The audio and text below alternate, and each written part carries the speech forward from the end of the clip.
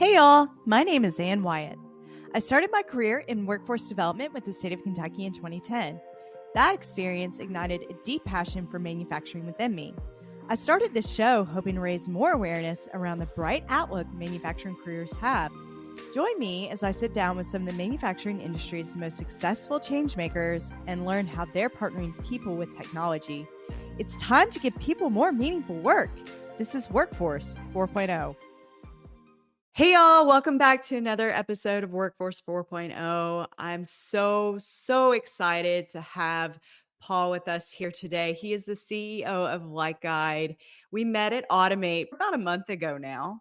Yeah. And I was super excited to come by your booth, and you guys were so hospitable. Let me try out the really cool applications that LightGuide has. And I knew from that moment, I was like, you've got to come on Workforce 4.0 and share your story.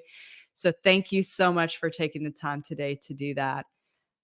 It's great to be here, Ann, and thanks for your time as well. It was really a great ability to be able to host you in our booth too. So thanks for coming by and building the electrical panel. You did a great job. Oh, thank you.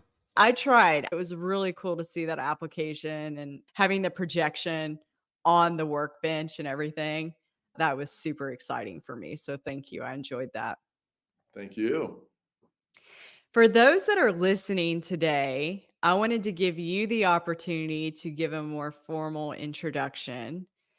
So, for those listening today that maybe aren't as familiar with you or what Light Guide is doing for the world of manufacturing, can you give us just a brief introduction? Sure. So my name's Paul Ryznar, obviously, CEO, founder of LightGuide. Started the company in 2005. Pretty much everybody at my company at LightGuide, we all come from manufacturing backgrounds. So our LightGuide technology was invented and patented and is now proven to be able to be a projection-based augmented reality technology that is perfect for helping to improve various quality and productivity problems on a factory floor in factories around the world. Well, perfect. Yeah, it is a really cool tool and application. I cannot wait to talk more about things like connected worker technology with you today and the power of AR and VR and really solving problems that are facing manufacturing. But before we get started, I have one quick question. Yes. Okay, I got to ask you. It's just tradition at this point. But I gotta know, Paul, we're out, we're doing karaoke somewhere. What's gonna be your go-to song? That's a great question. Well, going all the way back to my college days, I've always been a Police fan, and just pretty much have every Police that's going to date me album that they've ever produced. And within all those various songs, I think Every Little Thing She Does Is Magic is one of my favorite songs by the Police. It reminds me of my wife because everything she does is magic, and also what we're doing, Light Guide, in many ways is magic too on factory floors around the world. So if you really put the pressure on me to pick one song, it would be that one by the Police. And Oh, I love that so much. Is that like your all song? it is, but the Police is just a great group, and they continue to, in some shape or form, with Sting and others, continue to survive today. So it's great to see what they're doing. That's awesome. Yeah, that's a classic band and a good one at that. Yeah, they're still making a lot of music. They are, and going back to the old days too, they were very innovative as well in some of the songs that they came out with, Roxanne and others. So good stuff. Awesome. As far as your outlook on manufacturing, I think what you all are doing at Light Guide is so innovative and is just really cool. But I've been fortunate enough to see it and try it out. And I have to know, as the CEO of the company, and when you're thinking about these things like innovation and technology and how we make the world a better place, how do you feel like connected worker technology is supporting solutions for challenges that many manufacturing companies are faced with in today's world? Yeah, it's a great question. And if we zoom out a little bit before we kind of dive into the details of answering it, just manufacturing in general, and it's been this great intersection of people and machines and data, right? And it's always been Mm. something that has been there ever since the first assembly line was put in here at Detroit by Henry Ford with the Model T. And it continues to this day. But now you've got Industry 4.0 technologies that are also becoming a bigger and bigger part of that intersection. Digital technologies, that are helping people to do their job, with the highest quality and productivity. And LightGuide fits right into that. We are a plug and play technology that makes complex manual processes being done by people literally as easy as following the lights, because we use our eyes every day. So if we can make work instructions that are so visual and intuitive and that are truly right on the workflow itself, so that you don't need to look at a monitor or paper for information, it's literally on the work itself. What we have found is productivity, quality, and training efficiency typically improve dramatically when, again, work instructions become as easy as following the lights. So it's exciting times, I think, for Industry 4.0 in general right now, but also, for proven and practical technologies to be able to deliver very fast return on investments on factory floors around the world. Yeah, it's amazing, right? And I've got to know what kind of transpired where you were like, this is a fantastic idea. Imagine how much training time you're cutting out on. Yeah. But what was that moment for you when you saw First that of all, I tech? got tired of waking up at 2 o'clock in the morning with a text or email from my quality manager saying we've got a major quality spill because somebody didn't follow the work instructions properly, and we're going to be up for the next couple days trying to figure it out.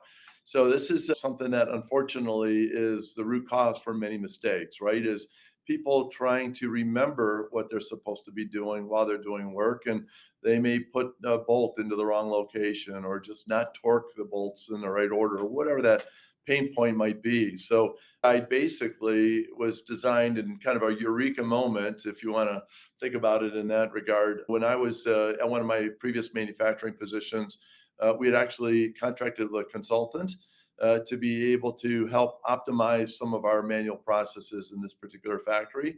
And one of the ideas that this consultant had on one of the major stations that was a big problem was, after the person does the work, just to make sure the work was done correctly, to take their finger and go back over, let's say, the 10 steps that they were supposed to do, just to make sure that all 10 of those steps were done correctly. And that was a pretty interesting idea, I'll say that. But unfortunately, we were trying to reduce cycle time in the operation, not add cycle time. And somebody taking their finger and cross-checking every step at the end of every cycle was going to be more cycle time, not less. And then also, I also knew my team wasn't going to be doing that, on an every single product basis.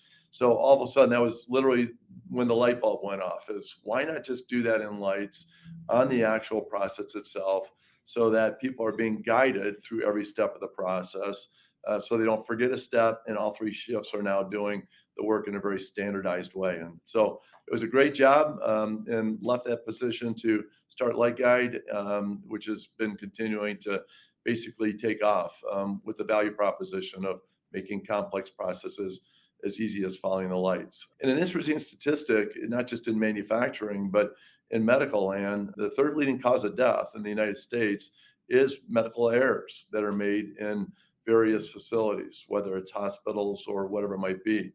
After heart disease and Really? cancer, medical errors is number three. So if technologies, no matter what that tech is, can help to improve the quality and the productivity, especially quality in medical type environments, there it's not just saving time and money, it's literally saving lives as well. So a lot of opportunities, especially right now, to be able to drive results across pretty much every vertical around the world. Oh, wow. Have we tried that in the medical industry? We have deployed LightGuide into medical various applications, and yeah, it's the same type of improvements in quality and productivity and is in manufacturing. In many cases, medical is still relying on checklists to be able to make sure work is standardized. And if you can replace those old paper-based checklists or monitor checklists Mm, with, something that's literally step-by-step guidance on the work itself, then quality and productivity and training effectiveness goes up dramatically as well. interesting. Yeah, that's a really interesting use case for this type of technology.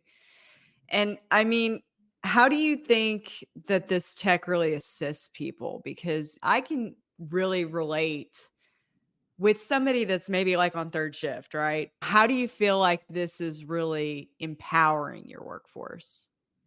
Well, I mean, maybe in a way that we can all relate to, because it's a very interesting analogy, is Light Guide is very similar to GPS in our cars. So essentially, we are a GPS for manufacturing. And the whole evolution of GPS, as you may recall, started out with old paper-based maps that were in our glove compartments. Those were our work instructions that we relied Right. on, to be able to get to the right place at the right time. And you don't even have maps in your glove compartment anymore. Those have been totally replaced with this great combination that GPS delivers of the right information at the right place in the right time. And when you think about that, it basically almost eliminates training time. You can be anywhere around the world, and GPS is helping to make sure, ideally, you don't make a wrong turn. And it's giving you the right information, right place, right time to help you to do that. But the real value of GPS isn't that it tells you after you made a wrong turn that you made a wrong turn. And in manufacturing, that's what cameras are doing. Mm, They're detecting that after the problem's already been created, that you need to fix that problem. The whole benefit of GPS is the turn right in 100 yards, the turn left in 200 yards. It's really trying to make sure no matter if you've been on that road for the first time or been on that route for the 100th time, you are not going to be able to make a wrong turn ideally with that information. And that's the type of thing we're delivering in manufacturing is right information, right place, right time, information that mm. helps somebody, whether they've been on the job for an hour or for a year or 10 years, we can help them to do their job right and also reduce stress on people. Manufacturing on a factory floor is a fairly stressful environment. Super And if we stressful. provide people with tools and technologies that allow them to do their job better and faster and with higher quality, we can actually, what we say, improve mind width.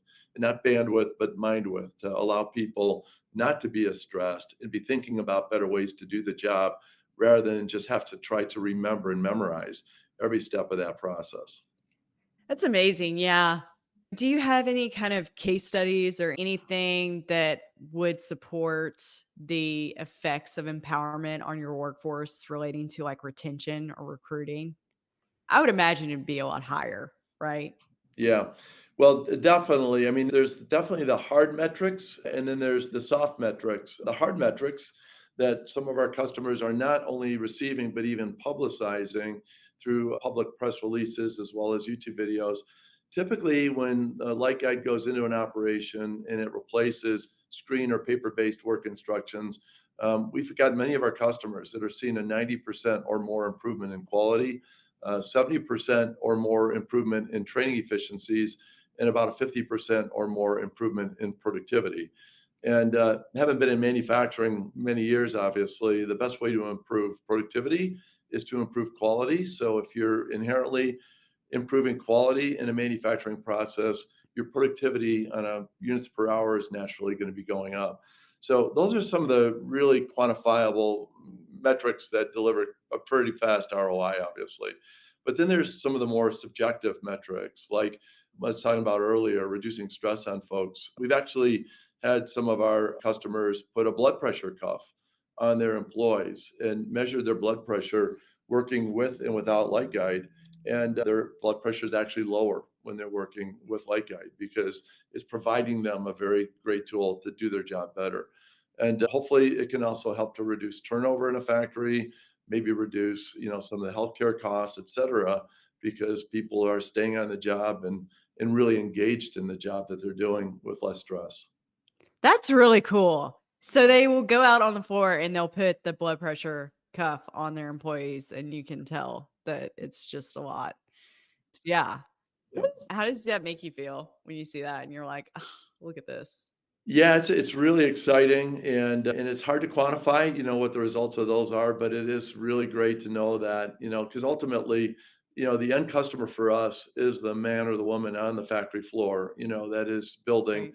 products out there. And that's truly our end customer. So if we can make their job easier and help them to do their job better, then we feel we're doing a great job, in order to be able to make sure that they feel really good about what they're doing on a daily basis. That's amazing. I love hearing happy stories like that. That's really cool. That would be really cool for me if I were to see something like my work affecting like lives like that. That would be so cool.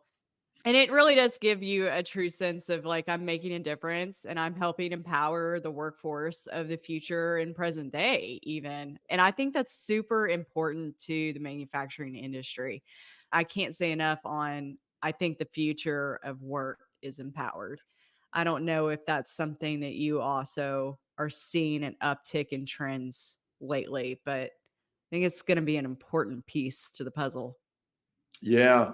Well, I mean, there's some really interesting statistics that back that up too, quite honestly. And I mean, if you think about 2030 here in the US, there's expected to be about 2.1 million unfilled manufacturing jobs.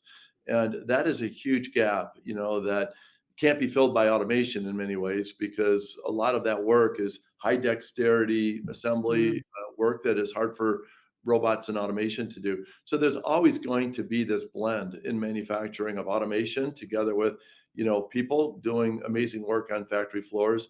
And, but there is still in country about 66 million people that don't natively speak English as their language. Yet all of the work instructions typically here in the US are in Yep. English. So, Yep. there is a whole group of folks that, if they're just following light through complex manual processes, we can help, make sure they're doing great work on the factory floor, even if they natively speak a different language. We can also help, with the disability inclusion space because there's, another statistic about 1.3 billion people in the world that have some form of a physical or mental disability.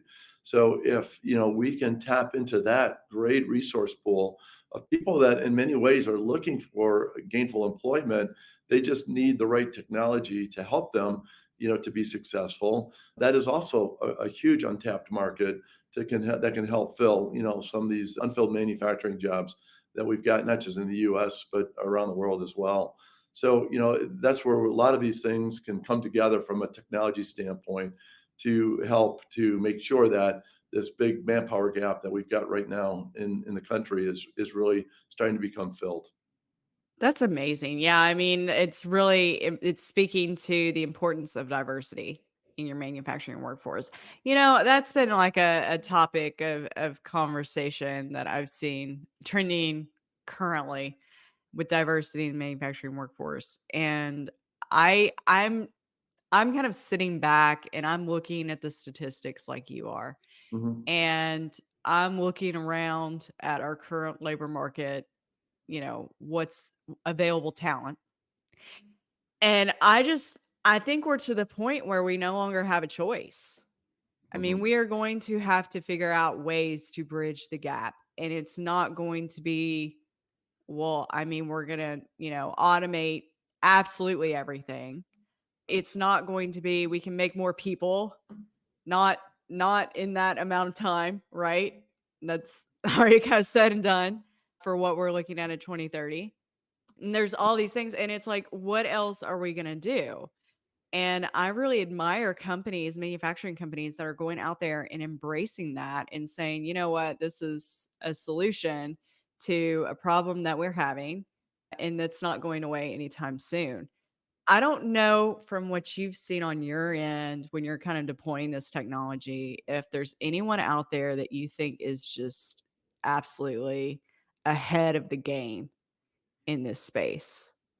Yeah, it's a great question, and it's also pretty interesting. There's some statistics that are out there that have actually gone out and benchmarked various automotive OEMs around the world, and being able to actually compare them against each other for cost per vehicle and labor hours per vehicle efficiency, metric. And what they have found is pretty interesting is that some of the automotive OEMs that have invested the most in robots and automation have actually been on the lower end of the scale for productivity and, the higher cost per vehicle, which goes kind of counterintuitive to what we think about robots and automation. But what it says is that we have to be really selective, actually, in a manufacturing facility to really understand where robots do the best work and put robots in there to help improve Mm, safety and other areas like that you want to be able to make sure your employees are safe on a factory floor. robots do a great job in many cases of that, but also being very aware of where people do the best work and placing people into those jobs that are the higher dexterity assembly work that is very difficult still for robots to do. So it's not like I just want to go lights out factory across all of my whole worldwide footprint. The data doesn't back that up, quite honestly, because when you look at both direct and indirect labor, typically your overall labor cost can go up when you put automation in if you're not careful. Here, we're able to basically make sure that where you decide to put people on work in a factory floor, that they're being provided with the very best tools and technology to do their job as well as they possibly can. Yeah, absolutely. Do you think we'll get to a point, resource wise, where we're able to maybe work with HR departments or whomever is kind of taking the lead on filling roles? We're able to better assess things like, okay, this is a robot job, this is a person job, this is an automation job. Do you think we'll ever kind of get to that point? I feel like we're not quite there yet in recruiting. I don't Yeah, know though. I would say in general we're not, but there are individual factories and in individual companies that actually do a great job of deciding, exactly what you're saying there is where do people, robots, and other technologies do the best work. And there's some great examples of some of those companies that are out there. And they've developed, I think, their own decision-making process internally to allow them to be successful in being able to decide exactly that in their strategic planning. And they're not public, but they are typically internally developed. But we're in a lot of factories around the world, and I can tell you that there are definitely some leaders, in the industry that are doing an amazing job of that. So it is That's possible. really cool. Cool. Yeah. I wonder if we're going to kind of shift when you're looking at like resources and things like that in the future. Yeah. So, Well, the big thing I think everybody's watching is what role ultimately does AI play, on the manufacturing mm, floor. And what we're actually working on in our end is we've always collected great analytics with LightGuide. So our technology both guides and confirms manual processes. And so with that data, though, it typically has involved a manufacturing engineer or somebody else on the factory floor analyzing that data to understand, where the bottlenecks are and then implement corrective actions to fix those bottlenecks. But now AI has got the potential as kind of an eye in the sky, if you will, to be able to be analyzing that data in real time and also providing recommendations on where are those bottlenecks and how can we fix them to improve quality and productivity. That's an amazing field that's developing right in front of us. And if we fast forward, some time from now, I think we're going to see some great, amazing outcomes coming out of that to truly standardize work and continually improve the productivity and quality on the factory floor with that type of data now being visible and being analyzed in the correct way. yeah, absolutely. I mean, you make some really good points about predictive applications for AI, most definitely, and how we're able to aggregate that information in real time. How do you think this is going to affect someone on the line 10 years from now? How do you think that's gonna play an impact on an operators?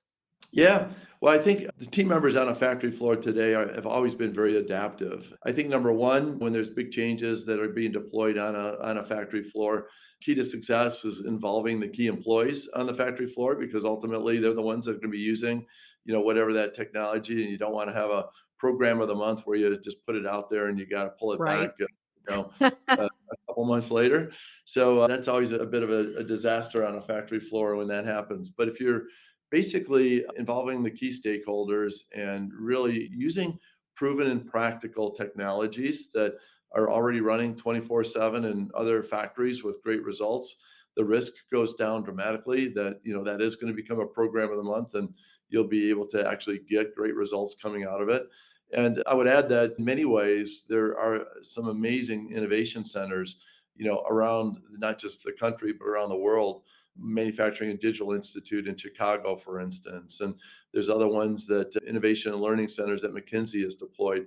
There's a lot of great innovation centers that manufacturers that are looking for proven solutions can go visit, get hands on with technologies, experience it, and make a decision whether that's the right fit for their particular environment.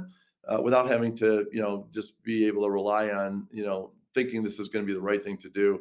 These innovation centers are just, first class in implementing and publicizing some proven and practical technologies that could be immediately deployed in a manufacturing environment for those that are willing to go visit them and take a look at what they've got to offer. I love how you brought up program of the month. And I love that you brought that up, and I recognized immediately what that meant. That's super frustrating to your front line. How do we ensure that we do a better job at that? Because I really look at AI and just like other technology, and I'm thinking this could end up in that kind of scenario. Yeah. Well, that's one great thing, about manufacturing is every second counts and every penny counts at a manufacturing floor. And those companies that have done the best job of recognizing that, are typically the ones that are, producing the products with the best quality and productivity. But once you really think about every second count, every penny counts on a factory floor, you start to think about, I got to be very careful about deploying technologies on this factory floor that could disrupt that.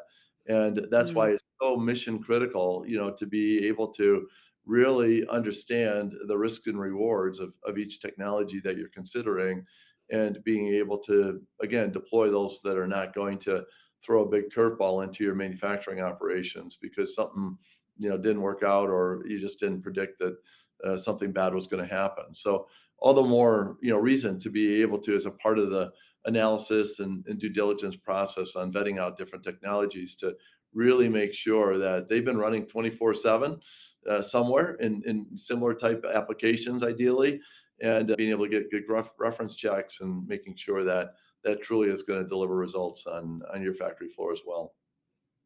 For those that are listening today that are thinking about deploying new technology, what are some other things that folks listening today could take from that and say, okay, yeah, this is a really good framework to work with next? Yeah. So, based on having put in thousands of LightGuide systems, we know typically where those ROI metrics are going to come from. And we'll work with our customers to put together, specific ROI analysis for them, and what they could expect to see in that return on investment down the road. That's been very effective. And it incorporates, again, all of our years of learning in this particular space. And we see that also with a lot of other technologies as well. So, there are unique ways sometimes to quantify the results from Industry 4.0 type technologies. You definitely want to be able to have, a calculator, for instance, that is being used to generate those savings and where your specific savings are going to come from in your operations. Very cool. Awesome. Well, thank you for those takeaways. That's a really cool tool that you're deploying as well for ROI. From your own perspective though, like when you're thinking about AI and AR, what is the most exciting scenario for the combination of those two for you? Yeah, it's a great question.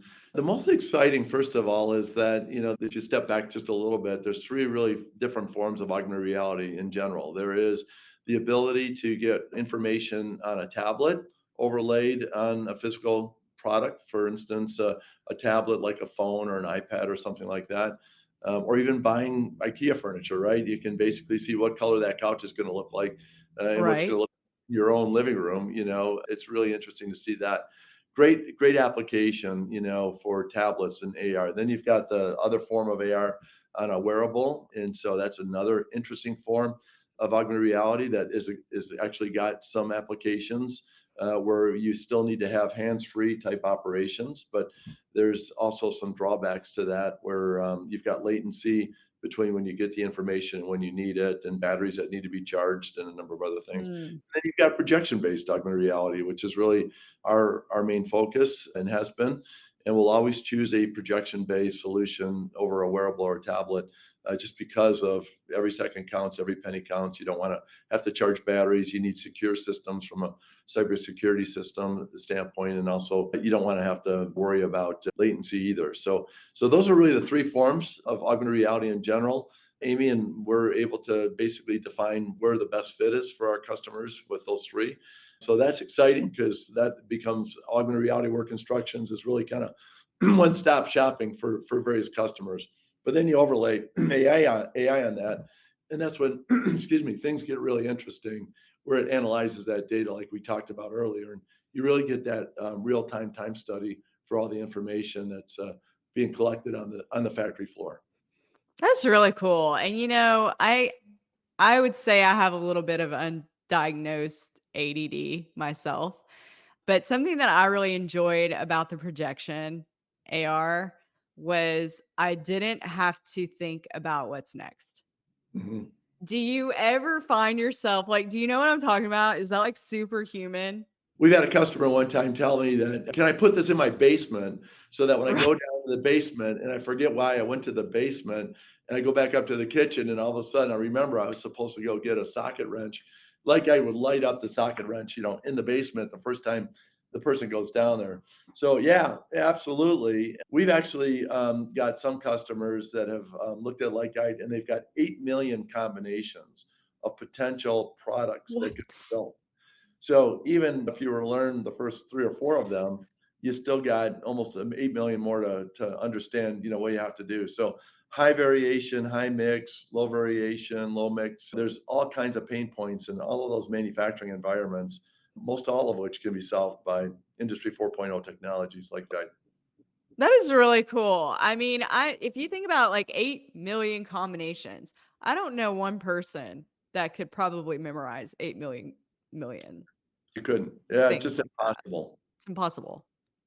So that's really cool. I think it really broadens your workforce, your talent pool as well. Because if you do have somebody that maybe they have ADHD,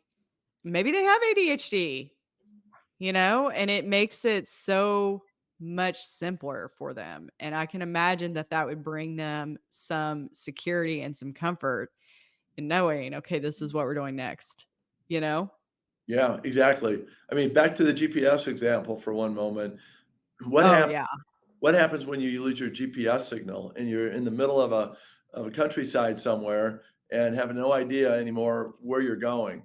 The stress level literally goes through the roof at that point, and you got to go back to the old way of work instructions of trying to Mm. stop at the gas station and get directions or buy a map somewhere. And I mean, that's a very stressful experience. So when you can shift the logic, right, of just trying to memorize and remember everything into a system, whether it's GPS or LightGuide, it dramatically allows people then to be able to not just reduce their stress and operate more effectively, but again, to be able to be thinking about what the human brain should be thinking about, which is I can inspect this part better while I'm doing the work. I can think of a better way to improve this process while I'm doing the work.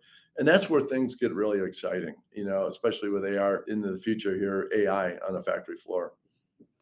Yeah, absolutely. Yeah, I remember I was going through Atlanta this one time. I was going to Atlanta or through Atlanta. I was going to a trade show over, I think, in like South Carolina.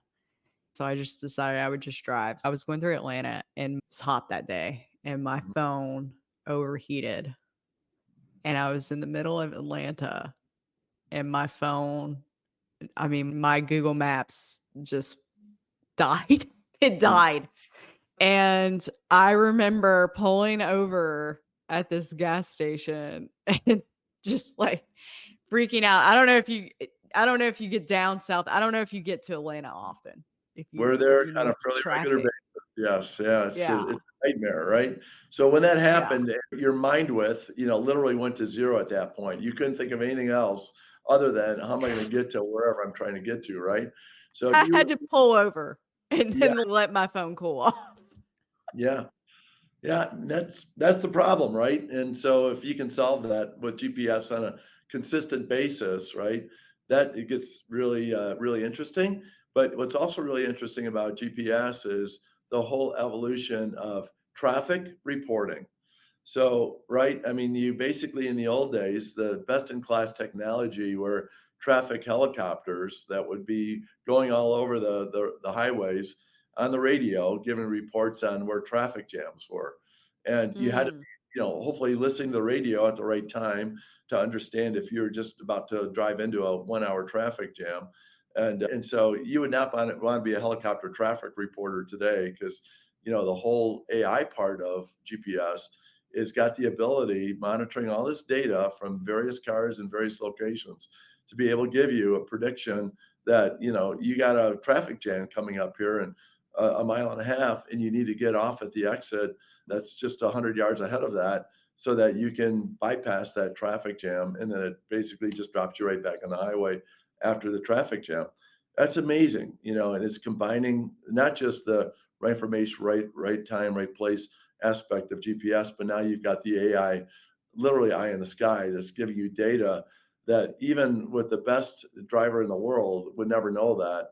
But with the AI component of traffic monitoring, you're able to know that, ahead of time, so you don't drive into a big traffic jam. So that's also very powerful. And it also is analogous to where GPS is going, and with LightGuide in the kind of in the factory floor.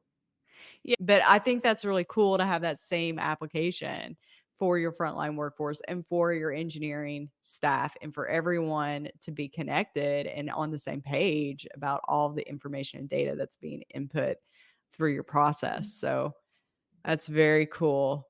Yeah. Well, Paul, I have one more question for you today if you have time. This is more kind of centered on yourself and your own leadership development and career journey over the years, but I get a sense from you that community is such an important part of your journey Mhm. and your own mission. I just wanted to bring this up in the conversation because I kind of innately feel that from you. But and how do you incorporate your passion for this technology when Yeah. you're out there spreading the good word? Yeah. What's the most amazing part about this job, quite honestly, is, we are number one in some of the most amazing factories around the world. So we're able to see, really what's cutting edge and what's working and what's not. But, we also get introduced and exposed to a lot of just amazing work that's going on in factories around the world as well. In many cases, things we didn't even know existed out there. And all of a sudden we'll get a phone call, and somebody will invite us into their factory to take a look at something that they're doing. One of the most notable ones there is we received a call from a company out of Belgium about, gosh, probably 8 years ago now. And they employ 700 people with some form of a disability within their factory. And they are running CNC lathes, they're doing assembly work, they're doing inspection work, all under contract for some of the top companies in the world. And so I got a chance to go out there and visit them, walk their floor, and it's just amazing, what they have been able to do from a technology standpoint to enable some of these people who were told as a child that they would never have Yeah. a job in their life because of their disability. And now they're Yeah. building wire harnesses, and they're building electronics, and, all of these things. So that is, amazingly rewarding, not just for me and our company, but to be able to continue to innovate with them to the point where they've seen so much success with LightGuide. They actually spun out their own legal entity called LichtWork, which stands for Light Work, which can then basically introduce LightGuide out throughout the whole European Union for various applications, similar to what they've been able to deploy there at Mariestein. So that's super exciting. And, on at least pretty much a monthly or bi-monthly basis, we're getting introduced to various interesting things like that, where LightGuide can help not just improve, manufacturing environments, but also improve, community and various aspects of helping people do their job better. I love that so much. That is a very underserved population that we have in our workforce and in society. And it's really heartbreaking, as a parent, like that's like your worst fear when your kids are growing up is like being told that your child may not have a normal life or they may not have normal employment opportunities. So being able to bridge that gap and impact the lives of somebody that was probably told that for a long time has to be rewarding. I mean, it Yeah, just has to be. absolutely. Awesome. Well, Paul, I really appreciate your time here today. For those listening to the in the audience, is there a good point of contact for you? How do we reach Paul and learn more about Light Guide? Yeah, we're on LinkedIn for sure. Anybody can reach out to us there. We also, through our contact page on our website, somebody can put in an inquiry and we will respond back very quickly. So those are probably the two best ways for anybody to reach us, Ann. Awesome. Well, perfect. Well, thank you so much, Paul, for being on the show today. And for everyone listening, thank you so much. And we will see you next time on Workforce 4.0. Thank you, Ann. Bye.